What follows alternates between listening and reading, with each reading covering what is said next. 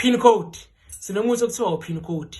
Ngabe unomuntu wesifazane nomthandayo, lo muntu wesifazane unemali, kodwa akafuni ukunika imali. Wena uyamthanda, akakuqomi. Uphakeme kakhulu, upin code uzokulekelela. Noma ngabe unomuntu wesilisa omthandayo, kodwa unemali, awufuni ukunika imali, uyakuncintsha imali. Uyamthanda, kodwa akakusheli, uphakeme kakhulu. Lo muntu futhi uyakulekelela. Wenza njani na? Upin code uhamba kabili, upin code.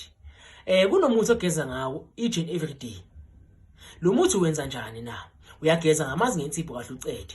Uvulela amanzi usukugeze ngawo bese ufaka amanye amanzi abandayo, uthele lo muthi ngaphakathi bese uyaziyakaza. Usho ukuthi uyageza bese uyayakaza. Engane impahla zakho uyaziwasha usifake stay soft. Mina ngeke ngibize ukuthi stay soft saka pin code. Ngoba uyageza bese uyaziyakaza.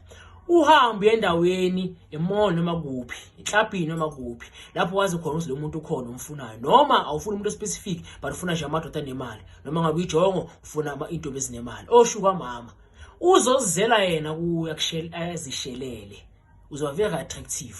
Asemase kaqomile ke umenzele izinto zibe simple. Thatha upin code ke manje. Upin code uyiliquid, yanuka but ayikakhulu. Ugcobisa from la ekhanda kufikela le enyaweni, uyayigcobisa nje kahle njenge lotion. Yonke indawo uyagcobisa kahle njenge lotion. Uthi maqeda ukugcobisa uyolala nalo muntu wesifazane onemali. Bese ke maqeda ukulala naye ngalo ndlela leyo ugcobisa lo muthi loyo. Nawo buka nasi. Yafunga. Icard lakhe lohlala kuwe. Imoto yakhe isikhiya sohlala kuwe. Noma ngabe ufuna umuzi yokuthengela, ufuna imoto yokuthengela, icard lakhe lihlala kuwe. Ngiyathi ngokuthi usupin code. Uyawugcobisa nje. Uyawugcobisa kanje. Uyawugcobisa. Mangabe ukhona umuntu vele osowunayo kodwa akunika imali, sikuthi uzothole lo yawo stay soft. Thola upin code, ugcobise from ekhanda ukufika le enyaweni bese umake sexual intercourse nalo muntu angafuna ukunikeza imali. Icard lakhe lohlala kuwe from that day.